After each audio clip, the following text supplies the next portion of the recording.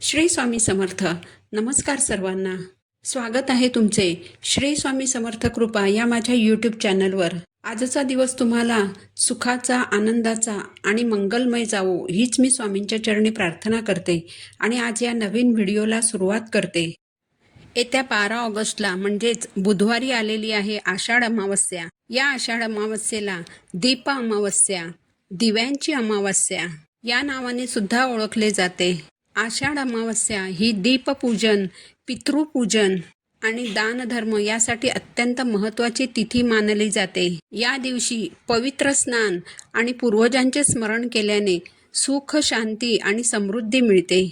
आषाढ अमावस्येला घरातील सर्व दिवे स्वच्छ करून दिव्यांची पूजा केली जाते. म्हणून या अमावस्येला दिव्यांची अमावस्या असेही म्हणतात. या आषाढ अमावस्येच्या दिवशी दीपपूजनाबरोबरच आपल्या मुलांचे सुद्धा औक्षण केले जाते. कारण आपली मुलं ही सुद्धा आपल्या वंशाची दिवे असतात. म्हणून या दिवशी मुलांचे औक्षण करणे खूप जास्त शुभ मानले जाते. मुलांच्या उत्तम आरोग्यासाठी आणि उज्ज्वल भविष्यासाठी आषाढ अमावस्येच्या दिवशी मुलांसाठी काही उपाय जे आहेत तर ते केले जातात. म्हणूनच बुधवारी आषाढ अमावस्येला तुम्ही काहीच नाही केले तरीही चालेल, पण या दिवशी प्रत्येक आईने आपल्या मुलांसाठी एक दिवा लावायचा आहे. हा दिवा लावल्याने मुलांवरील सर्व संकट, विघ्न, अडचणी दूर होऊन मुलांची अभ्यासात, नोकरीत, व्यवसायात खूप प्रगती होईल. तर मुलांसाठी हा दिवा तुम्हाला कुठे लावायचा आहे, कसा लावायचा आहे आणि कोणत्या वेळेत लावायचा आहे याबद्दलची संपूर्ण माहिती मी तुम्हाला आज या व्हिडिओमध्ये सांगणार आहे. यासाठी तुम्ही व्हिडिओ शेवटपर्यंत पहा. चॅनलवर नवीन असाल तर सबस्क्राईब करा आणि असेच माहितीपूर्ण धार्मिक व्हिडिओ पाहण्यासाठी बेल आयकॉनला प्रेस करा. तर अमावास्या तिथीला प्रारंभ होईल मंगळवारी 11 ऑगस्टला रात्री 1:53 आणि ही तिथी समाप्त होईल बुधवारी 12 ऑगस्टला रात्री 11:06.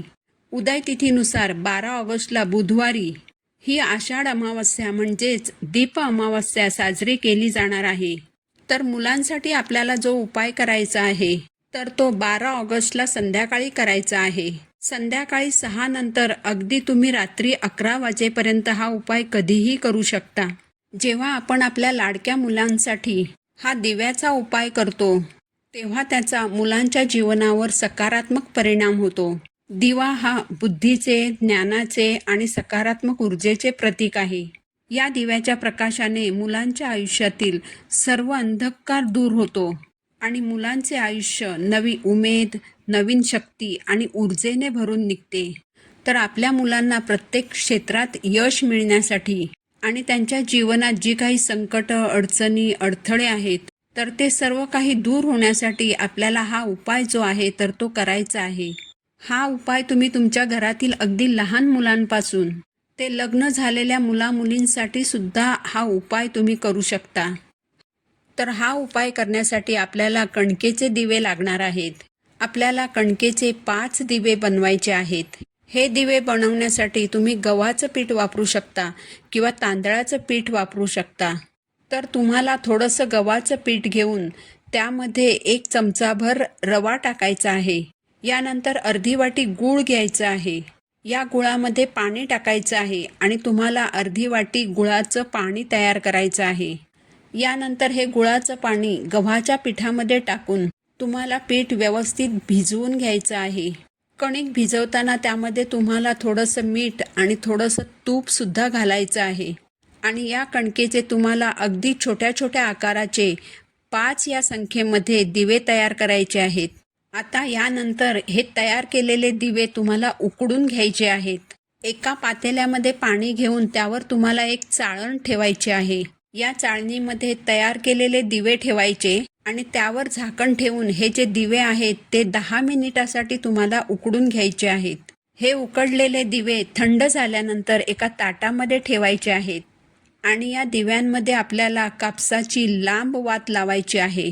याचबरोबर चुकूनही या दिव्यांमध्ये तुम्हाला तूप घालायचं नाही, कारण तुपाच्या दिव्याने मुलांचं औक्षण कधीच केलं जात नाही. तुपाचे दिवे हे फक्त देवांना ओवाळण्यासाठी असतात. म्हणून या दिव्यांमध्ये आपल्याला तेलच घालायचं आहे. यासाठी तुम्ही कोणतंही तेल वापरू शकता. यानंतर हे तयार केलेले 5 दिवे एका लाईनमध्ये ताटामध्ये ठेवायचे आहेत आणि यानंतर हे ताट देवघरासमोर ठेवून तुम्हाला हे दिवे प्रज्वलित करायचे आहेत. यानंतर प्रत्येक दिव्याची आपल्याला पूजा करायची आहे. प्रत्येक दिव्याला हळद कुंकू, अक्षता आणि एक फूल अर्पण करायचं आहे. आता यानंतर या दिव्यांनी सर्वात प्रथम आपल्या देवघरातील देवांना ओवाळायचं आहे. यानंतर देवघरासमोर एक आसन ठेवून त्या आसनावर आपल्या मुलांना बसवायचं आहे. मुलांचं तोंड पूर्व दिशेकडे होईल अशा रीतीने मुलांना आपल्याला आसनावर बसवायचं आहे. यानंतर मुलांच्या डोक्यावर एखादा रुमाल ठेवायचा आणि मुलांच्या कपाळावर कुंकवाचा गंध लावायचा आहे. गंध लावल्यानंतर त्यावर तुम्हाला थोड्याशा अक्षता लावायच्या आहेत. यानंतर या 5 दिव्यांनी आपल्याला मुलांना ओवाळायचं आहे.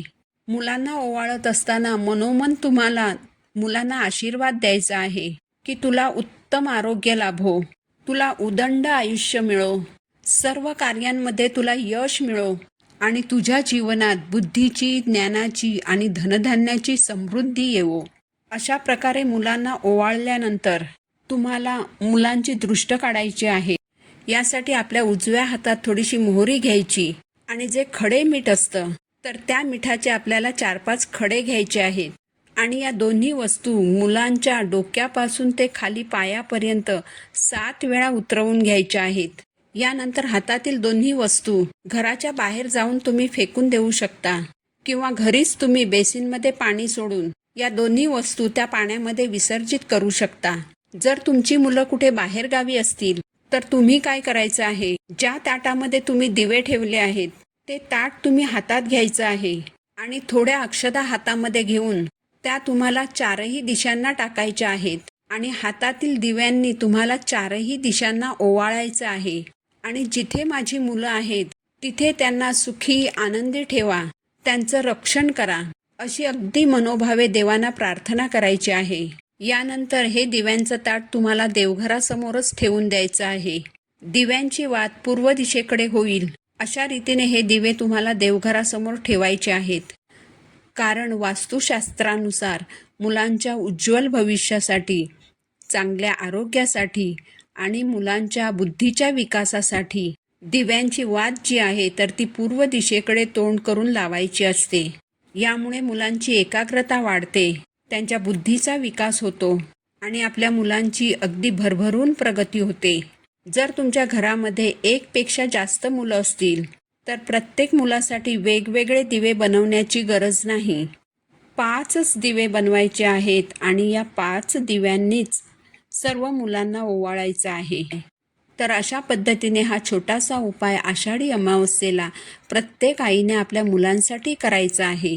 तुमच्या मुलांच्या उज्ज्वल भविष्यासाठी आणि निरोगी दीर्घायुष्यासाठी हा छोटासा उपाय तुम्ही नक्की करा. ही माहिती जर तुम्हाला महत्त्वाची वाटली असेल तर व्हिडिओला लाईक करा, चॅनलला सबस्क्राईब करा. पुन्हा भेटू अशाच एका माहितीपूर्ण व्हिडिओसोबत. तोपर्यंत सर्वांना श्री स्वामी समर्थ.